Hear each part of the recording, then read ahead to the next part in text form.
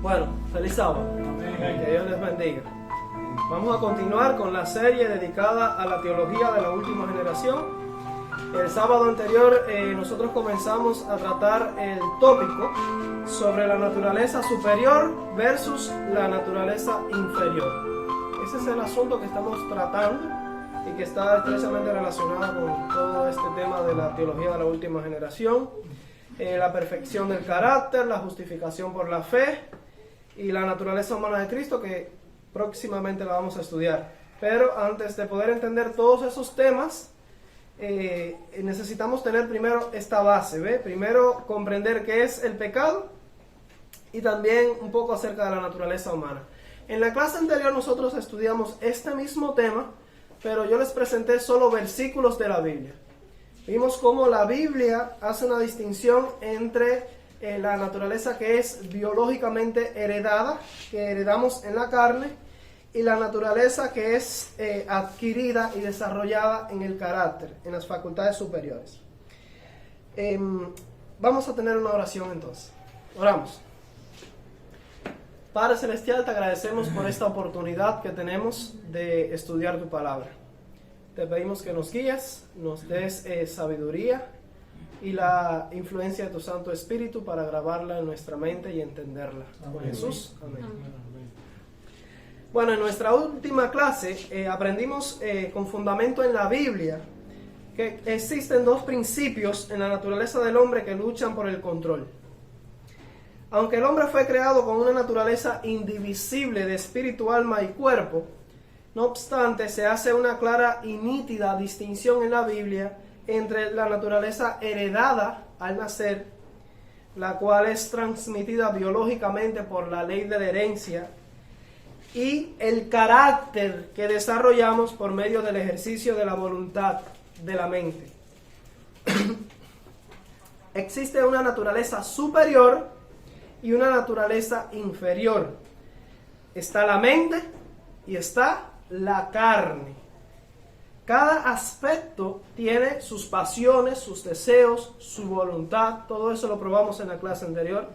Sin embargo, nuestra identidad personal, quiénes somos realmente, se determina por la información que usted guarda o archiva aquí en la mente, en el tipo de carácter que usted desarrolla. Y el carácter se desarrolla mediante los hábitos repetitivos, las decisiones que toma, las elecciones, y esas decisiones se convierten en actos, esos actos en hábitos, y esos hábitos forman el carácter.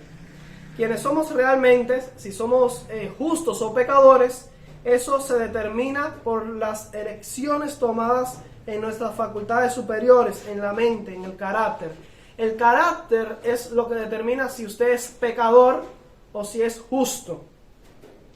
No lo determina el haber nacido en la tierra. No lo determina la herencia de la carne. Eso no es lo que determina si usted es justo o pecador.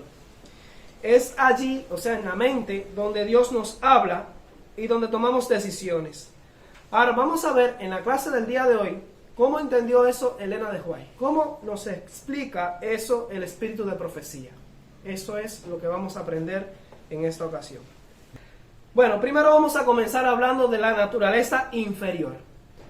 ¿Cómo es este asunto de la naturaleza inferior? Ya sabemos a qué se refiere, pero ¿cómo entendió Elena de White el asunto de la naturaleza inferior? Escuchen estas citas que voy a compartir con ustedes. Dice Consejo para la Iglesia, página 244, párrafo 3. Dice: las pasiones inferiores tienen su sede en el cuerpo y obran por su medio. Las palabras carne, carnal o concupiscencias carnales abarcan la naturaleza inferior y corrupta. ¿Están escuchando? Estos realmente son clases, así que tienen que prestar suma atención. Dice aquí que las pasiones inferiores tienen su origen o su sede en el cuerpo. Están aquí en el cuerpo físico, en la carne que usted posee. Las palabras carne, carnal, concupiscencias carnales. Concupiscencia es deseo por lo prohibido. Así que la carne en sí misma tiene una voluntad, un deseo, una pasión, que es la concupiscencia. Y todo esto, todo este paquete de cosas, está en la naturaleza inferior, que se denomina como una naturaleza corrupta. Eso es en todo descendiente de Adán. Siguiente cita, la educación, página 266, párrafo 1, dice: el descuido de la educación en los primeros años de la vida del niño y el consecuente fortalecimiento de las malas tendencias, esa es una palabra clave, malas tendencias, dificulta su futura educación y es causa de que la disciplina sea, con demasiada frecuencia, un proceso difícil. Tiene que ser penosa para la naturaleza pecaminosa, pues se opone a los deseos y las inclinaciones naturales, pero se puede olvidar el dolor si se tiene en vista un gozo superior. Así que aquí se habla de malas tendencias, de la naturaleza pecaminosa, de los deseos y las inclinaciones naturales. Todo esto está en la naturaleza inferior. Así que cuando la hermana White habla de la naturaleza pecaminosa que poseemos por herencia, se refiere a la calidad de nuestra carne, a cómo somos nosotros en la naturaleza inferior, en el cuerpo físico. Este cuerpo que poseemos ahora se define como una naturaleza pecaminosa. Tiene deseos, tiene malas tendencias, tiene inclinaciones naturales, y eso es lo que hace dificulta el desarrollo y la obediencia, el desarrollo de nuestro carácter. Así que tenemos que luchar contra eso. Y todo hijo de Adán conoce por experiencia esta situación, esta condición. Esto es parejo para todos.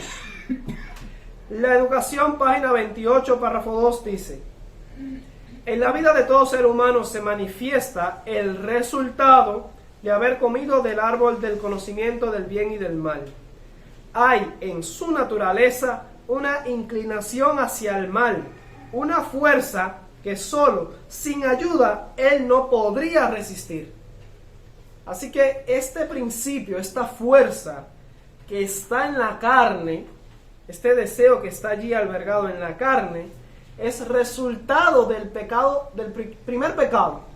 Incluso se le puede llamar de aquel pecado original, porque el término como tal, si no se tiene en cuenta esa carga negativa que le otorga la comprensión católica, no está incorrecto en sí mismo como una referencia al primer pecado que se cometió en esta tierra, que fue el pecado de Adán.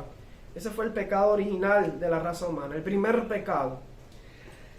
Ahora, los que usan este término para referirse a la herencia de un pecado biológico o de un pecado en el estado, en la condición, en realidad están en contra de lo que dice la Biblia y el espíritu de profecía. Pero sí, el resultado del pecado, el primer pecado, del pecado de Adán, cambió la naturaleza del cuerpo del hombre, de la carne del hombre. Nuestra naturaleza humana se transformó.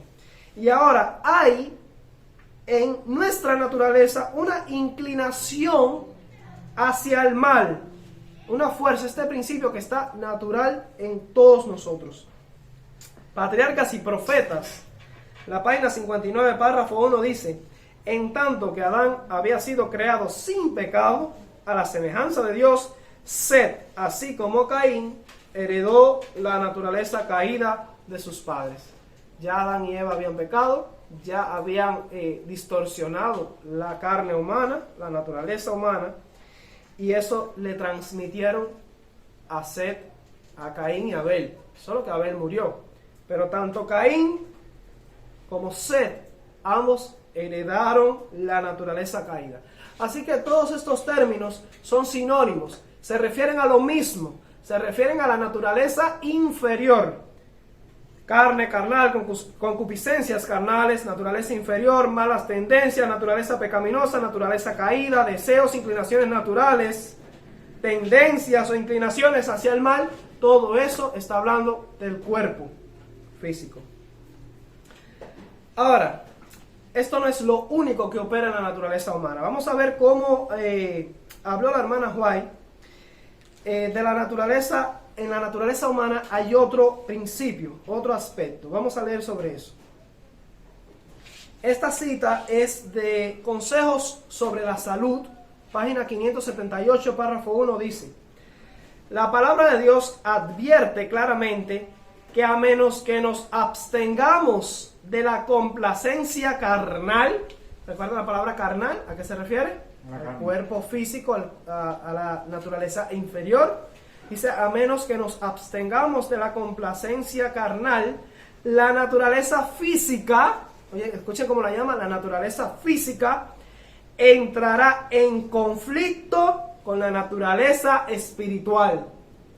Así que en el hombre hay dos fuerzas, dos principios. Está la naturaleza física, pero también está la naturaleza espiritual. Y vamos a ver en breve lo que ella quiere decir con eso. Dice, la manera licenciosa de comer lucha contra la salud y la paz.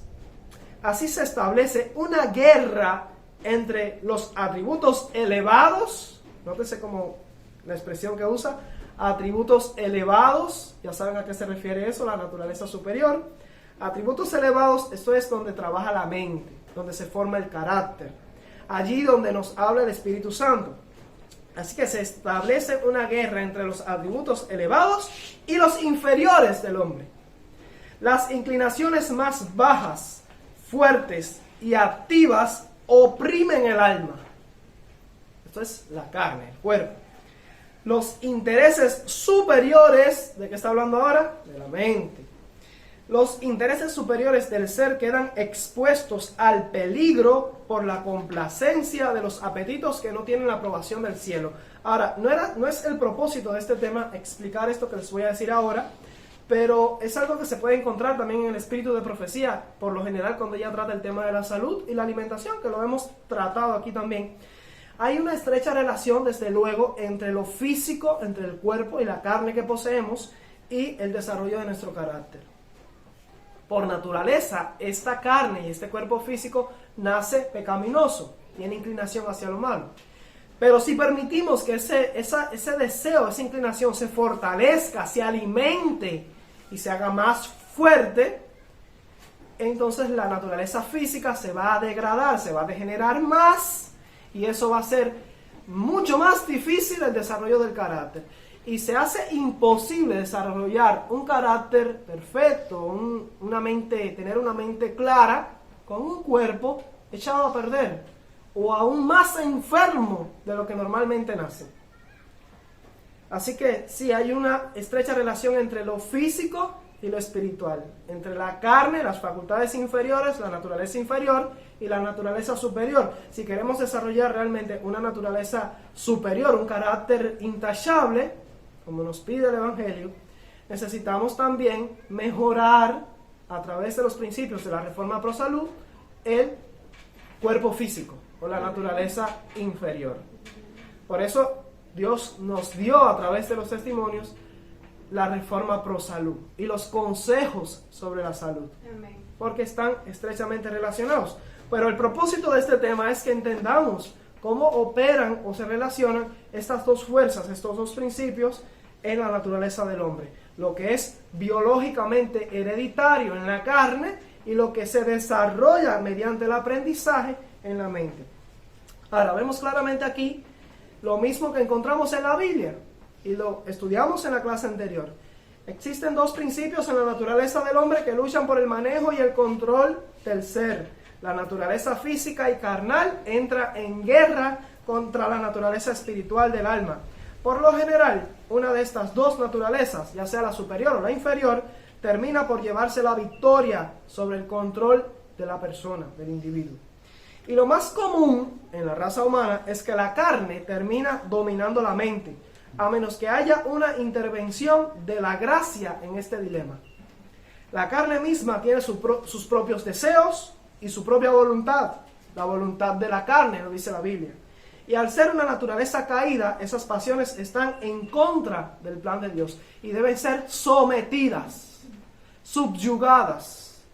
Cuando se habla de la carne, se nos ordena crucificar la carne con sus pasiones y deseos, someterla, porque la carne no va a desaparecer, ella va a estar ahí. Vamos a hablar sobre la voluntad de la naturaleza inferior. Si vamos a la Biblia, a Juan 1:13, leemos: los cuales no son engendrados de sangre, ni de voluntad de carne, ni de voluntad de varón, sino de Dios. Y Efesios 2:3 dice: entre los cuales también todos nosotros vivimos en otro tiempo, en los deseos de nuestra carne, haciendo la voluntad de la carne y de los pensamientos. Y éramos por naturaleza hijos de ira, lo mismo que los demás. Así que la Biblia deja claro que la carne tiene una voluntad. Ahora vamos a llegar hasta aquí en cuanto a la naturaleza inferior. Vamos a hablar ahora sobre la naturaleza superior. ¿Qué nos dice el espíritu de profecía sobre la naturaleza superior?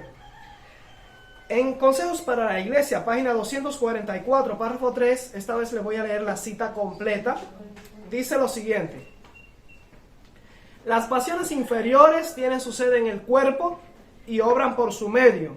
Las palabras carne, carnal o concupiscencias carnales abarcan la naturaleza inferior y corrupta.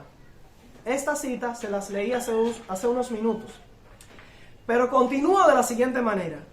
Cuando ella habla aquí de pasiones inferiores, del cuerpo, de las palabras carne, carnal, concupiscencias carnales, todo eso se refiere a lo mismo, a la naturaleza inferior y corrupta. Pero miren lo que dice a continuación. Noten este detalle, que es lo que venía a continuación. Dice: por sí misma la carne no puede obrar contra la voluntad de Dios. ¿Qué nos está diciendo esto? Que la carne, o sea, la naturaleza inferior o la naturaleza pecaminosa que tiene su sede en el cuerpo, las pasiones inferiores, lo carnal, la concupiscencia carnal, todo lo que abarca la naturaleza inferior y corrupta, ella no decide, no toma decisiones, no puede actuar por sí sola. Por mucho que ella solicite, por mucho que tenga esos clamores e inclinaciones hacia lo malo, la carne solita no puede tomar elecciones, no puede tomar decisiones. ¿Dónde tomamos las elecciones? ¿Dónde decidimos? Aquí en la mente, en las facultades superiores. Por eso, cuando se busca el pecado, cuando se determina si somos pecadores o justos, cuando queremos saber si hemos transgredido la ley de Dios, no echamos un vistazo a la calidad de la carne. No buscamos en la herencia biológica. No miramos al hecho de que heredamos naturaleza caída y pecaminosa y por eso decidimos: oh, es un pecador, tiene pecado. No, porque la carne no puede obrar contra la voluntad de Dios. En otras palabras, no puede obrar contra la ley de Dios y no puede pecar. Y si la carne no puede pecar, porque el pecado es transgresión de la ley, y dice, aprendimos en una clase anterior, que el pecado siempre es un acto de nuestra voluntad. Así que el pecado, ¿dónde ocurre? En la mente. Por mucho que la carne solicite el pecado, la mente tiene que consentir, tiene que ceder al deseo de la carne. Y por eso dice aquí que la carne por sí misma no puede obrar contra la voluntad de Dios. Si somos pecadores, si hemos pecado, eso quedó registrado y quedó archivado aquí en la mente, no en el tipo de carne. Ahora más adelante sigue diciendo: se nos ordena que crucifiquemos la carne con los afectos y concupiscencias. ¿Cómo lo haremos? Afligiremos dolor al cuerpo. Ustedes de seguro han visto esas peregrinaciones o esos donde la gente camina a veces por las calles cargando cadenas, cargando bloques o grilletes, cruz, o se van dando en la espalda con clavos y latigazos y cosas que cortan, solo para, de alguna forma, ellos creen que eso les ayuda a expiar sus pecados o a alcanzar la perfección ante Dios. Pero todo eso es un error. Esa no es la forma en la que la Biblia nos enseña a crucificar la carne. No vamos a infligir dolor al cuerpo. No, dice ella, pero daremos muerte a la tentación a pecar. Debe expulsarse el pensamiento corrompido. ¿Y cómo nos llega? Primero, la concupiscencia se activa, se despierta en el cuerpo y envía señales a través del sistema nervioso, a través de corriente eléctrica que llega hasta nuestra mente y allí se activa y despierta en la mente un pensamiento. Y las aves empiezan a volar sobre nuestra cabeza. Pero no deben hacer un nido allí en nuestra cabeza. ¿Qué debemos hacer? Espantar esos pensamientos. Debe expulsarse el pensamiento corrompido. Todo intento debe someterse al cautiverio de Jesucristo. Todas las propensiones animales, esta es otra palabra para referirse a lo mismo, a la naturaleza carnal. Todas las propensiones animales deben sujetarse a las facultades superiores del alma, mente. El amor de Dios debe reinar supremo. Cristo debe ocupar un trono indiviso, o sea que no está dividido. Si Cristo realmente está reinando aquí en nuestra mente, la carne tiene que estar muerta, con sus pasiones y deseos apagada. No podemos servir a Cristo y servir a la carne. Ambas cosas no pueden suceder. Nuestros cuerpos es lo mismo que la naturaleza inferior. Nuestros cuerpos deben ser considerados como su posesión adquirida. Los miembros del cuerpo han de llegar a ser los instrumentos de la justicia. Y ahí les acabo de leer la clave para la victoria sobre el pecado, en un párrafo del Espíritu de Profecía. Y la clave mediante la cual Cristo también alcanzó y obtuvo la victoria sobre el pecado, condenando el pecado en la carne. Y ya desde aquí también les voy adelantando qué carne tuvo Cristo y contra qué luchó y se enfrentó. La misma experiencia que nosotros. Y esta es la verdad que enseñó el Espíritu de Profecía y la verdad que enseña la Biblia. Vemos con claridad que en esta cita el pecado solo existe y ocurre en las facultades superiores. Aunque la naturaleza puede ser caída y pecaminosa, aunque la naturaleza física y del cuerpo esté cargada de malas pasiones y tendencias, ella por sí sola no puede escoger, no puede tomar decisiones, lo que significa que no puede pecar. Pues el pecado es transgresión de la ley, de modo que el pecado es una cuestión que debe ser tratada en las facultades o naturaleza superior de la mente. Allí tenemos que buscar el pecado. Otras citas. La Educación, página 54, párrafo 4 dice: un carácter noble es el resultado de la autodisciplina, de la sujeción de la naturaleza baja a la superior, de la entrega del yo al servicio de amor a Dios y la humanidad. Así que debe estar sujeta a la sujeción de la naturaleza baja, debe estar sometida a la naturaleza superior. Vemos como claramente el Espíritu de Profecía apoya esta comprensión, esta distinción entre la carne, entre la naturaleza y el carácter, lo que es heredado y lo que es desarrollado y aprendido. La naturaleza baja de la carne, con sus pasiones, con sus deseos, con su voluntad, debe someterse a la voluntad superior. Consejos para los maestros, página 48, párrafo 3. Dice: el gran propósito de toda la educación y disciplina de la vida es volver al hombre a la armonía con Dios, elevar y ennoblecer de tal manera su naturaleza moral que pueda volver a reflejar la imagen de su Creador. Así que Cristo quiere resolver, quiere elevar, ¿qué cosa? Nuestra naturaleza moral. Es lo mismo que la mente y el carácter. Consejos para la iglesia, página 181, párrafo 2 dice: la intemperancia de cualquier clase adormece los órganos de la percepción y debilita el poder nervioso del cerebro. ¿De qué está hablando? De la naturaleza superior. Debilita, dice aquí, el poder nervioso del cerebro, de manera que las cosas eternas no son apreciadas, sino que son puestas en el mismo plano de lo común. Las facultades superiores de la mente, ¿ven? Lo claro que lo nombra aquí, las facultades superiores de la mente, designadas para propósitos elevados, son esclavizadas por las pasiones más bajas. Esto que menciona aquí, las pasiones más bajas, se refiere a la naturaleza inferior. Si nuestros hábitos físicos no son correctos, nuestras facultades mentales y morales no pueden ser fuertes, porque existe una relación estrecha entre lo físico y lo moral. Es lo que le estaba explicando al principio. Consejos sobre el régimen alimenticio, la página 56, párrafo 1, dice: la mantequilla y la carne estimulan. Estas han perjudicado el estómago y pervertido el gusto. Los nervios sensitivos del cerebro han sido entorpecidos y el apetito animal fortalecido a expensa de las facultades morales e intelectuales. Así que, ¿qué es lo que se ve afectado cuando el cuerpo está afectado también? La mente. Los nervios sensitivos del cerebro, dice aquí, y las facultades morales e intelectuales. Todo por complacer el apetito animal. Estas facultades superiores, que son las que deben gobernar, han estado debilitándose de manera que las cosas eternas no han sido discernidas.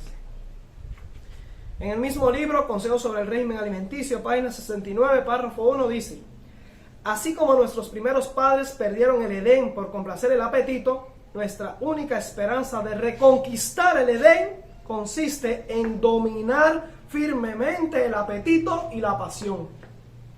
La abstinencia en el régimen alimenticio y el dominio de todas las pasiones conservará el intelecto y dará un vigor mental y moral que capacitará a los hombres para poner todas sus propensiones bajo el dominio de las facultades superiores.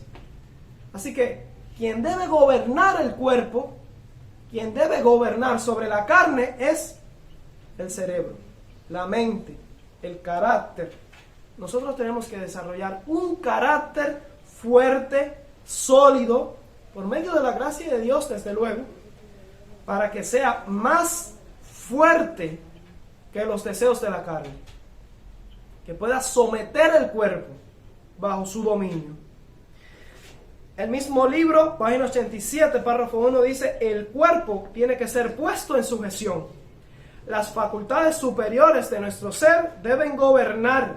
Las pasiones han de obedecer a la voluntad, que a su vez ha de obedecer a Dios. El poder soberano de la razón. ¿Con qué usted razona? No razona con el pie, ni con la piel, ni con el cuerpo. El cuerpo por sí solo no razona. Una persona incluso puede tener una muerte cerebral y su cuerpo puede quedar funcionando aún.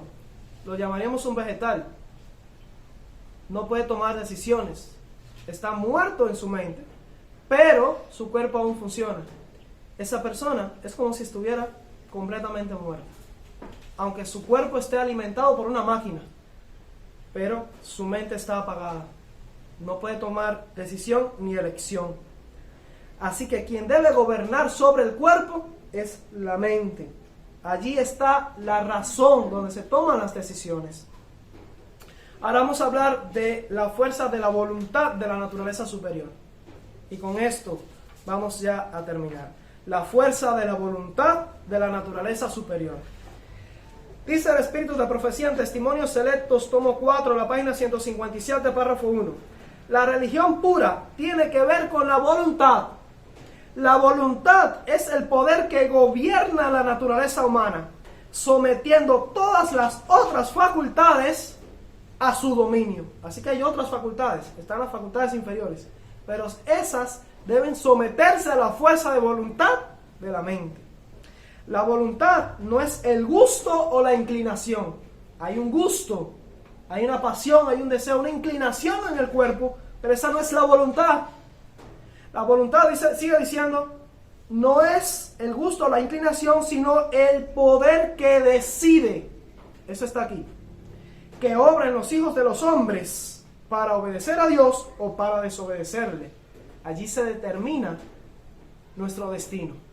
Seremos juzgados por nuestro carácter, por nuestra mente, no por nuestra carne.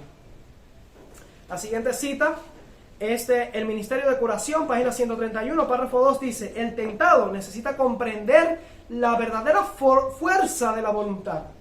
Ella es el poder gobernante en la naturaleza del hombre, la facultad de decidir y elegir. Todo depende de la acción correcta de la voluntad. El desear lo bueno y lo puro es justo, pero si no hacemos más que desear, de nada sirve. Muchos se arruinarán mientras esperan y desean vencer sus malas inclinaciones. No someten su voluntad a Dios y no escogen servirle. 2 citas más y con esto terminamos. Dice el Discurso Maestro de Jesucristo, página 56, párrafo 1. Dice esta cita, requiere sacrificio entregarnos a Dios, pero es sacrificio de lo inferior. ¿A qué se refiere lo inferior? A la carne. A la carne, al cuerpo. Es sacrificio del inferior por lo superior, de lo terreno por lo espiritual, de lo perecedero por lo eterno. No desea Dios que se anule nuestra voluntad, porque solamente mediante su ejercicio podemos hacer lo que Dios quiere.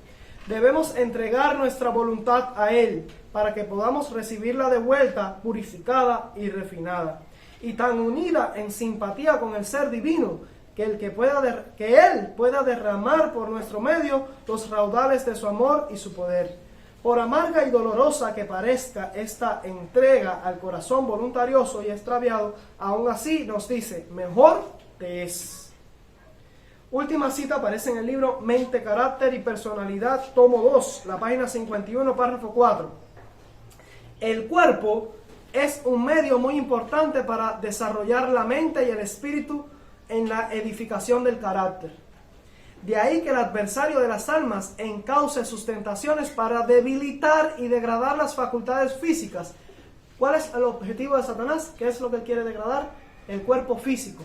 Mientras más lo degrade y mientras más se fortalezcan las tendencias y las inclinaciones del cuerpo físico, más se le hace difícil el desarrollo del carácter a la persona. Así que el cuerpo también tiene que ser sanado. El éxito que obtiene de ello significa con frecuencia la entrega de todo el ser al mal. A menos que las tendencias de la naturaleza física, escuchen eso que clarito, en la naturaleza física tenemos tendencias. A menos que las tendencias de la naturaleza física estén dominadas por un poder superior, producirán ciertamente ruina y muerte. El cuerpo debe ser puesto en sujeción a las facultades superiores del ser. Las pasiones deben ser controladas por la voluntad, que debe estar a su vez bajo el control de Dios. La facultad regia de la razón, santificada por la gracia divina, debe regir la vida. Amén. De esta manera queda claro y establecido que existe una definida distinción entre la naturaleza hereditaria y el carácter desarrollado. La naturaleza superior de la mente debe gobernar sobre el ser. La naturaleza inferior de la carne y el cuerpo físico debe ser sometida al control de la voluntad mental. Ahora, nosotros heredamos la carne con sus pasiones y deseos, pero desarrollamos el carácter combatiendo contra la carne. Es en nuestra mente donde recibimos el convencimiento de pecado. Es allí donde nos habla el Espíritu Santo. Y precisamente ahí será dictaminado el juicio que determinará nuestro destino en la evaluación del carácter humano. No somos pecadores por aquello sobre lo cual no tenemos elección, como lo es la carne hereditaria. Eso no lo escogemos. Con eso nacemos. Y no somos pecadores por eso. Somos pecadores por el desarrollo de nuestro carácter, el tipo de carácter que desarrollamos. El pecado es una elección de la voluntad superior y no de la pasión de la carne. Espero que les haya quedado claro este asunto. La distinción y la diferencia que hay entre la naturaleza superior y la naturaleza inferior. Entre el carácter y la carne. ¿Por qué es importante eso? Porque además de tener claro el concepto de pecado, que pecado tiene una sola definición, una sola que es la verdadera y que no existe otra definición, es siempre la transgresión de la ley. El pecado siempre es un acto de nuestra voluntad. A los ojos de Dios es pecador el que viola los mandamientos. Y el pecador lo es por decisión propia y deliberada, dice el Espíritu de profecía. El pecado es una elección de la voluntad, de la mente. Ahí está el pecado. Eso es lo primero que tenemos que tener claro. En segundo lugar, hay una distinción entre carácter y herencia, entre la mente y la carne. Por eso la Biblia dice, renovaos en el espíritu de vuestra mente, porque lo que tiene que cambiar y renovarse y transformarse es la mente, la calidad de nuestros pensamientos. No es la carne. La carne se permanece así hasta que Cristo venga, va a ser caída y pecaminosa. Podemos contribuir a su mejoramiento a través de los principios de Reforma Pro Salud, porque un cuerpo sano va a tener una mente sana. Una mente. Por eso el cuerpo tenemos que cuidarlo también, Amén. para que nos ayude a desarrollar un carácter moral como el de Cristo. Pero por mucho que lo cuidemos, siempre va a tener tendencias a lo malo, hasta que Cristo venga. Pero nuestra mente puede estar bajo el control completo de la influencia del Espíritu Santo. Y eso es lo que vamos a aprender que pasó en la experiencia de Cristo. Él tomó nuestra carne, la misma que tenemos, pero tuvo un carácter en su mente intachable, impecable, el mismo que hizo posible que nosotros lográramos por la gracia de Dios. Y con eso vamos a terminar. Ya a partir de la próxima clase sí vamos ya a evaluar la naturaleza humana de Cristo. Que Dios les bendiga.